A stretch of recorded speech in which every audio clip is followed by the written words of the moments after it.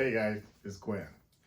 Hey, I've been so busy this season and I went so many places and did so many things that I forgot that I wanted to share something with you guys. When I was up in St. Ignace, I had an opportunity to see some really cool stuff. You guys know I'm a big model person and I designed some really cool models in the past. Well, I actually got a chance to sit down and video some of the Michigan Model Club, and here's some of the footage from it. I hope you like it. It means a lot to me since I'm such a big model person, and meeting these guys and seeing their work was really, really cool. I hope you like this little footage that we shot. Guys, now we've got some really cool models here that's got some fiber optics going on and some sound effects, and we've even got special effects smoke coming out of here. I have got to honestly just introduce you guys to Robert Evans. Robin, what's going on, man? How's it going, man? I'm in awe. You've got to tell me about your collection and your display.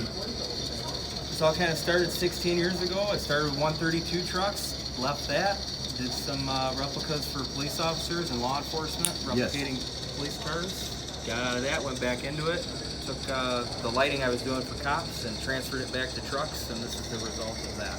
Man, you've got some really cool special effects going on, and I mean, we got smoke, we got lights, and you were showing me on the needle nose, you actually can turn signals and...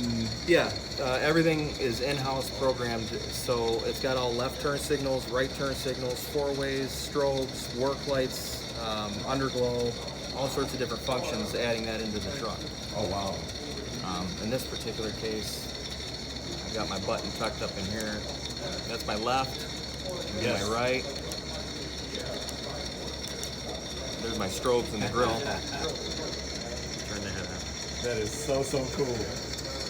And that's just, and this is all in-house, you did all the fiber optic tracking, everything, All right? the LEDs are ran and everything is programmed and done in-house, yes. So what's your power source? 9 volt. 9 volts. Yes. Robert, thank you so very much, man, for giving me the opportunity to check it out. Love your work, a big fan. I'll see you later. See ya. I just don't think I got the skills for it. Guys, if we're moving on down the line here, I've got Trent down here, and he's got an unbelievable collection of 1/24 scale applications. Trent, tell me a little bit about what we got here. So this is a custom built, custom designed from scratch, CNC machined semi-truck model. Oh, wow. It's made from over 100 different parts. Each one was custom designed and programmed. Okay. I machined the whole project from scrap aluminum.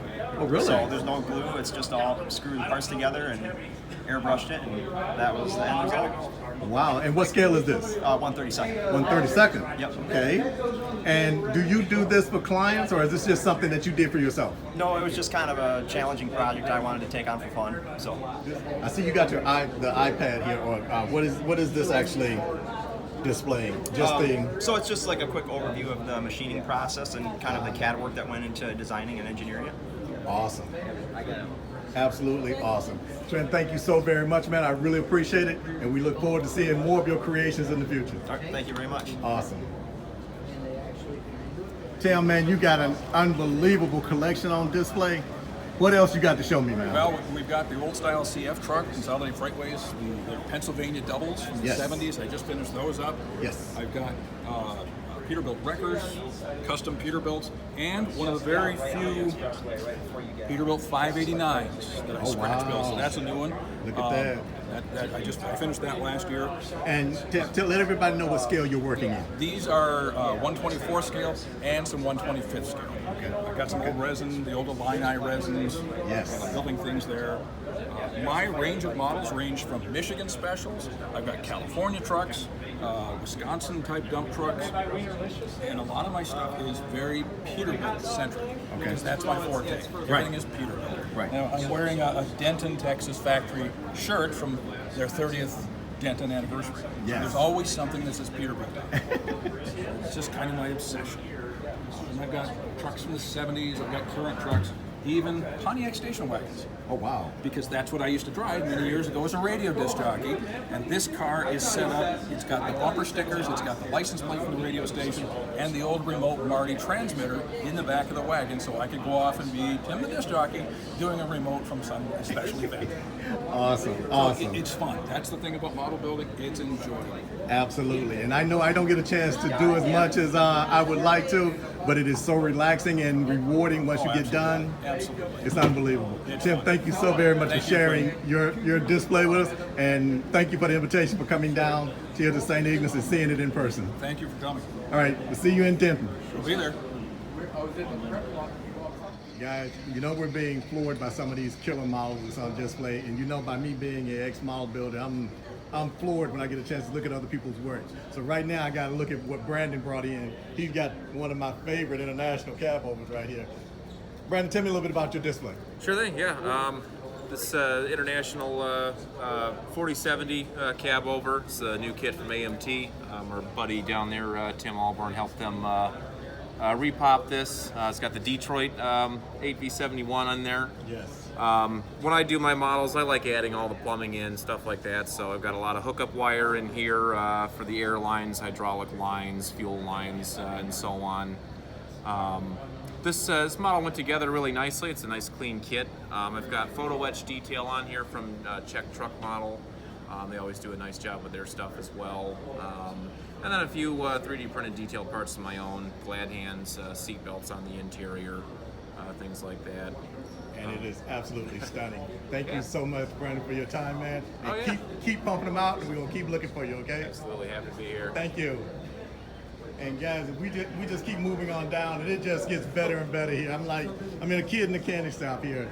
What's going on, man? How you doing, man? Fantastic. My name's Chris. My primary club affiliation is Capital Area Modeler Society out of the greater Lansing area. Okay. And part of the Michigan Truck Models come up here to do the St. Ignace show. Okay. And my feature today is the Rebel Peak 379 kit that you see. Yes. And I started this kit basically as a test bed when I started doing 3D printing parts, because to get custom parts for trucks, they're really hard to find or they're expensive. And I'm trying to save a little bit of money.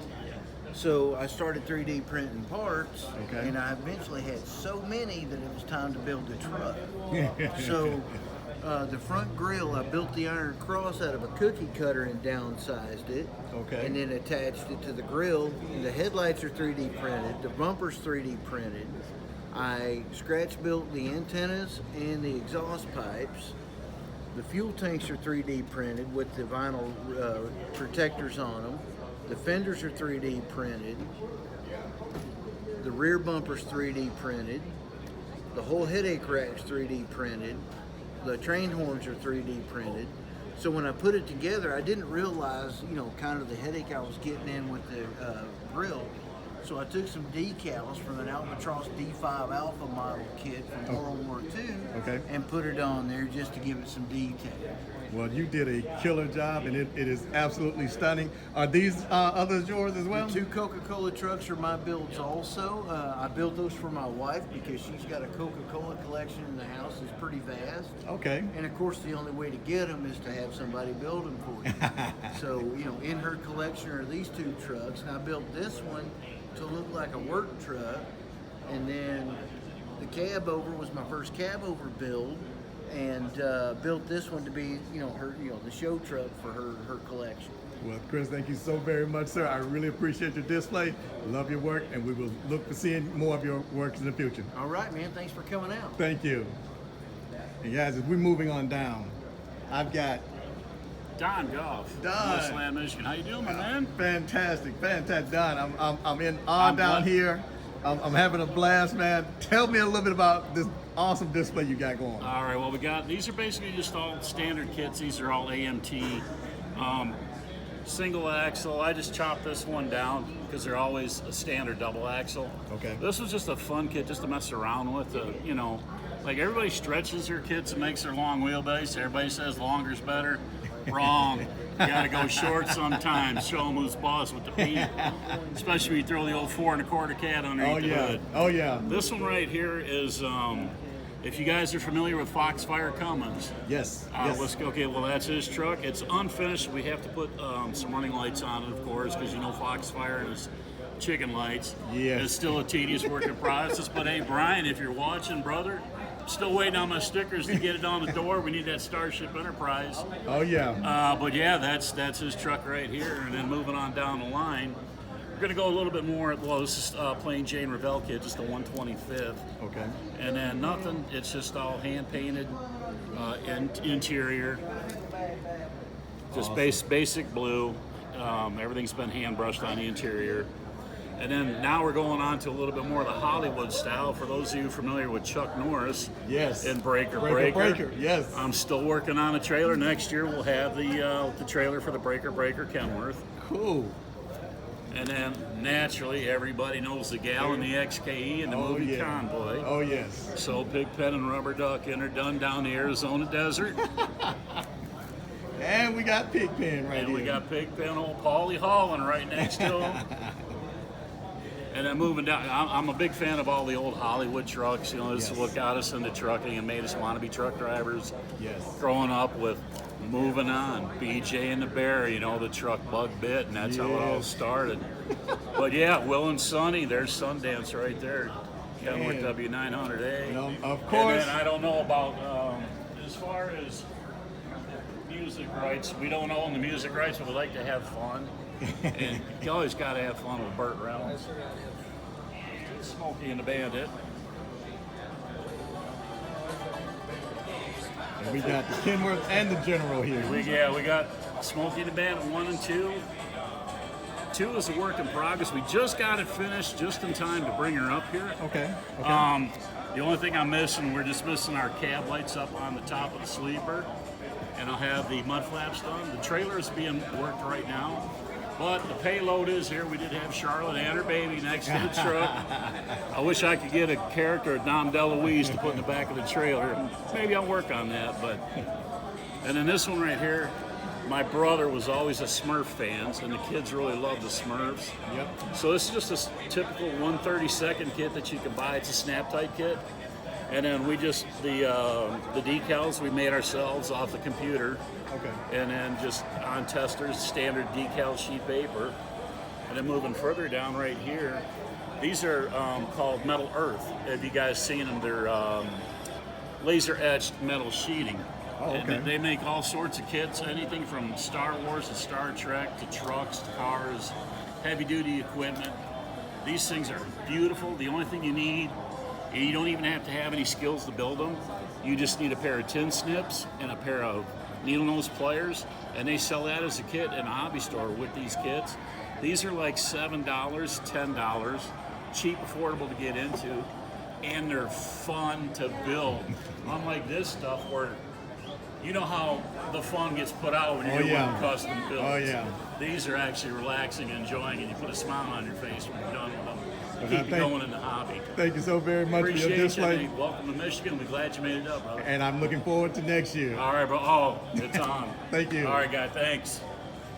And we got a couple more to go here, and I gotta love it. You got me gaga here. How you doing today? All right. Tell me a little bit about your display. Now these are some of the older builds that I had. They were easy to get out of the cabinet and put in the box and bring up here. Yes, sir. Uh,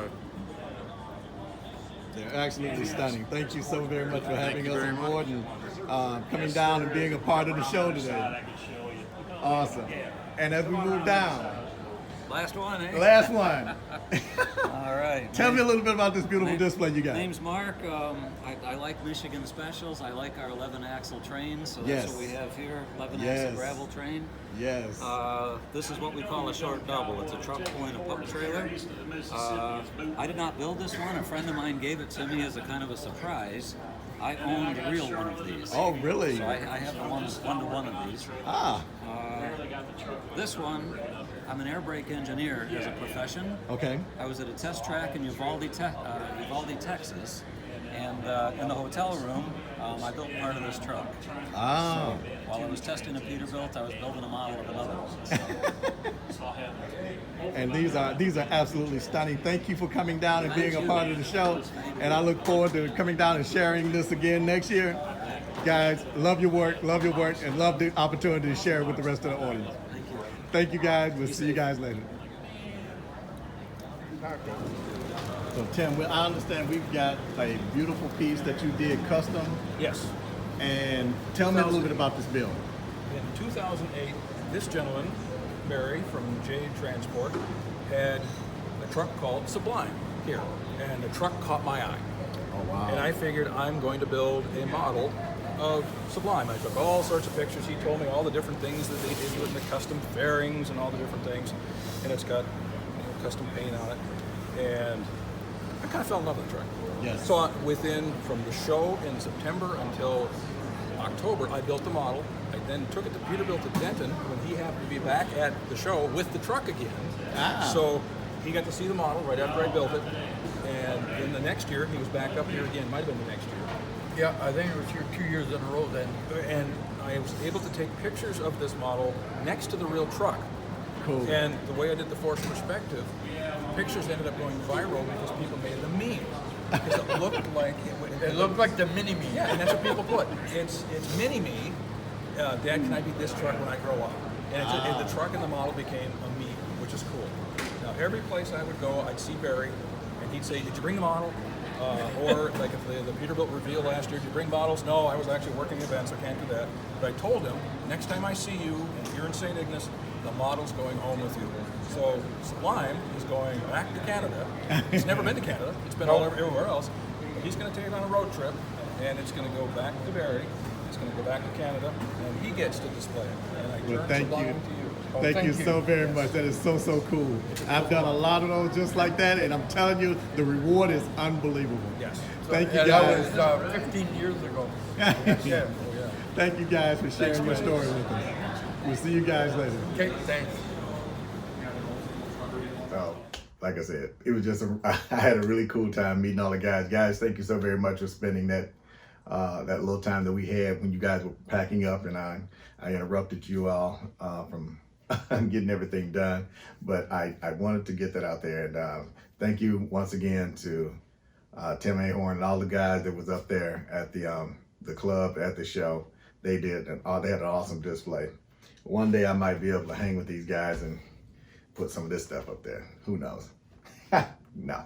Anyway, I'll see you guys later. Thanks for stopping by, and check out the next time we're on Elegance on 18 Wheels magazine. We'll see you real soon. Bye-bye.